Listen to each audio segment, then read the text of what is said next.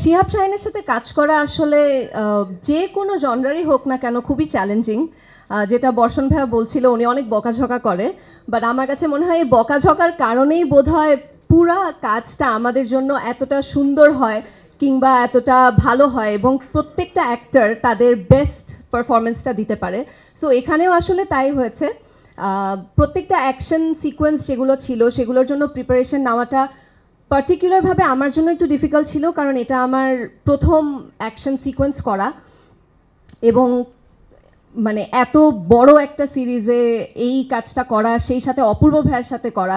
So সব কিছু মিলিয়ে পুরো কাজটা বা পুরো জার্নিটা আমার জন্য অনেক চ্যালেঞ্জিং ছিল, কিন্তু আমি আমার 100% চেষ্টা করেছি।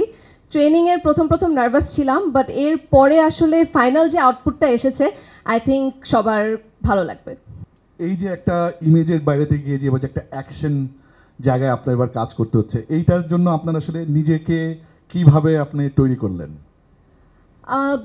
প্রথমে যেহেতু আমরা আসলে অ্যাকশন সিকোয়েন্সের ট্রেনিংগুলো দিয়ে শুরু করেছিলাম, সো সেটা আসলে আমাকে অনেকটুকু হেল্প করেছিল এই ক্যারেক্টারের মধ্যে জার্নি করতে।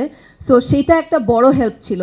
আর সেই সাথে আসলে অবশ্যই ডিরেক্টর এবং পুরা কাস্ট যেভাবে করে সাপোর্ট করেছে এবং যেভাবে করে পুশ করেছে, স্পেশালি যদি অপূর্ব ভাইয়ের কথা বলি, অপূর্ব ভাইয়ের সাথে আমার অসংখ্য কাজ হয়েছে, বাট এটা হচ্ছে আমাদের ওটিটিতে প্রথম কাজ। এবং প্রতিবারই যখন ভাইয়ার সাথে কাজ করি, ভাইয়া অনেক পুশ করে এবং চেষ্টা করে সবসময় যেন তার প্রতিটা, শুধু আমি না, তার প্রতিটা কো আর্টিস্ট যেন তাদের বেস্টটা দেয়, এবং এবারও সে ওই চেষ্টাটা করেছে। আর সেই সাথে আবারও বলবো, শিহাব শাহিনের একটা ম্যাজিক আছে। সো যদি কারোর উত্তর দিতে হয় যে কেন দেখবে, আমি বলবো অপূর্ব ভাইয়া তো আছে, সেই সাথে শিহাব শাহিনের ম্যাজিক দেখার জন্য হলেও গোলাম মামুন দেখতে হবে।